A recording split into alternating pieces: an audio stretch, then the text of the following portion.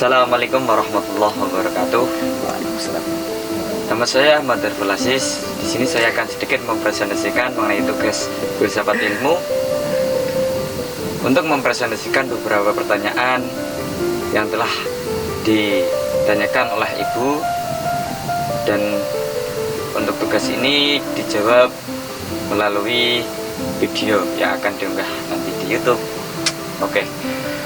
Untuk menjawab pertanyaan yang pertama, kita lihat dulu soalnya. Soal yang pertama, mengapa kita harus belajar filsafat? Mengapa ya kita harus belajar filsafat? Karena filsafat itu sangat penting dalam kita mengetahui beberapa akar permasalahan. Tentunya di matkul kali ini adalah filsafat ilmu, di mana kita belajar sesuatu sesuai dengan akar-akarnya. Kita belajar sesuatu sampai ke akar-akarnya. Bisa dikatakan radikal juga. Apakah kita boleh berpikir radikal? Ya boleh, tentu saja. Karena dalam kita belajar filsafat pun, mempelajari filsafat, kita tentu berpikir secara radikal. Radikal dan radikalisme itu beda. Kita berpikir radikal, berarti kita memecahkan suatu permasalahan itu sesuai dengan akar-akarnya, sampai ke akar-akarnya, sampai ke ujung-ujungnya gitu. Itu juga kita berpikir filsafat dan berpikir radikal gitu. Karena berpikir filsafat juga harus radikal. Oke. Terus yang kedua, apa yang dipelajari dalam filsafat ilmu? Dalam filsafat ilmu kita dipelajari dimana itu adanya keberadaan ilmu, adanya penjelasan mengenai permasalahan, dan ada juga mengenai etika-etika dalam belajar ilmu. Oke. Dalam belajar filsafat ilmu diantaranya ada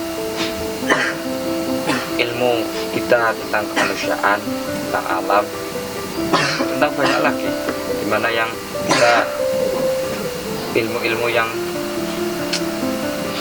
bercabang dari filsafat ilmu itu sendiri banyak. Tentunya ilmu humaniora, ilmu adat, ilmu masih banyak ilmu lagi. Contoh ilmu humaniora di mana kita berpikir mengenai moral, moralitas. Karena dalam Islam sendiri kan sudah dikatakan bahwasanya semuanya itu sudah ada sumbernya Al-Quran itu sendiri. Oke, itu sedikit tentang apa yang kita pelajari dalam filsafat ilmu. Terus yang ketiga adalah jelaskan sejarah mengenai perkembangan ilmu. Perkembangan ilmu sendiri itu berkembang pada masa Yunani 3000 abad 3000 berapa ya? Kisaran 300 abad sebelum Masehi. Itu ilmu di masa Yunani pada zaman tersebut itu berkembang dengan adanya dorongan dari filsafat. Karena pada saat itu ilmu itu mengalami beberapa penurunan dalam perkembangannya. Sehingga muncullah filsafat di situ, ada yang penemu filsafat, sehingga menjadikan ilmu itu berkembang lebih besar. Sampai sekarang banyak ilmu-ilmu cabang-cabang dari ilmu-ilmu yang kita pelajari di seluruh dunia ini, dari ilmu sains, ekonomi, politik, sosial, lain-lainnya. Itu juga salah satu sejarah perkembangan dari ilmu yang didorong oleh adanya filsafat. Selanjutnya, landasan ilmu dalam filsafat itu ada 3. Di antaranya adalah ontologi, epistemologi, dan aksiologi. Ontologi sendiri itu adalah suatu keberadaan ilmu. Ya, ilmu pasti ada. Keberadaan ilmu itu sendiri itu dinamakan ontologi. Banyak ilmu-ilmu di dunia ini, di kita terutama di kuliahan ada ilmu. Terutama kita dalam IAT sendiri kan ada ilmu tafsir. Ilmu tafsir bercabang, cabang-cabang ilmunya itu ada diantaranya ilmu hadis, syarah Al-Quran itu juga termasuk keberadaan ontologi dalam ilmu tafsir juga. Terus yang kedua adalah epistemologi, yaitu penjelasan dari ilmu-ilmu tersebut. Dalam keberadaan ilmu, contohnya ilmu tafsir itu kan berada kita pelajari yang dilakukan dengan ontologi, dan pengertian-pengertian dalam ilmu tafsir, dalamnya penjelasan-penjelasan itu termasuk dinamakan dengan epistemologi. Epistemologi contohnya kita ontologinya adalah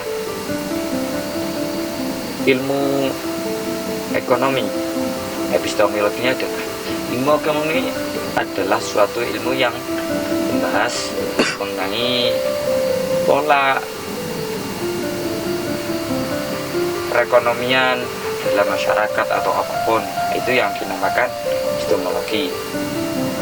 Sedangkan aksiologi itu adalah dimana ya etika dalam ilmu tersebut, dalam epistemologi, dalam ontologi itu dimana yang menjadi pembatas antara epistemologi dan ontologi. Contohnya dalam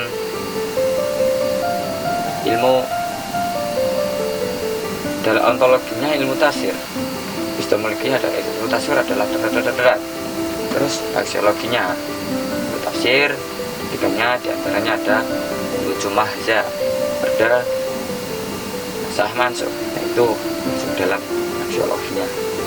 Untuk pertanyaan terakhir, yaitu pertanyaan mengenai teori kebenaran dan pengertiannya.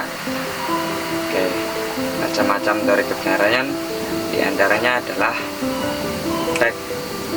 teori kebenaran. Diantaranya yang pertama adalah teori korespondensi, di mana kebenaran itu sudah sangat sangat tua sesuai dengan teori Aristoteles, di mana kebenaran itu dilihat dari segi fakta yang bisa dilihat dengan yang tergantung pada subjeknya tersebut. Oke, itu yang dinamakan dengan korespondensi. Oke, terus yang kedua yaitu kebenaran koherensi, di mana sesuatu itu bisa dianggap benar itu jika suatu subjek tersebut itu benar-benar sudah terbukti kebenarannya, maka itu yang dinamakan dengan kebenaran koherensi. Oke, terus yang ketiga adalah teori kebenaran pragmatis. Kebenaran bisa dianggap benar dalam teori pragmatis itu jika terletak pada suatu manfaat dalam kebenaran tersebut. Contohnya, suatu hal bisa dikatakan benar jika hal tersebut sudah memberikan manfaat terhadap permasalahan dalam kehidupan. Maka jika suatu hal sudah memberikan manfaat terhadap masalah dalam suatu kehidupan, itu baru bisa dikatakan benar menurut teori pragmatis.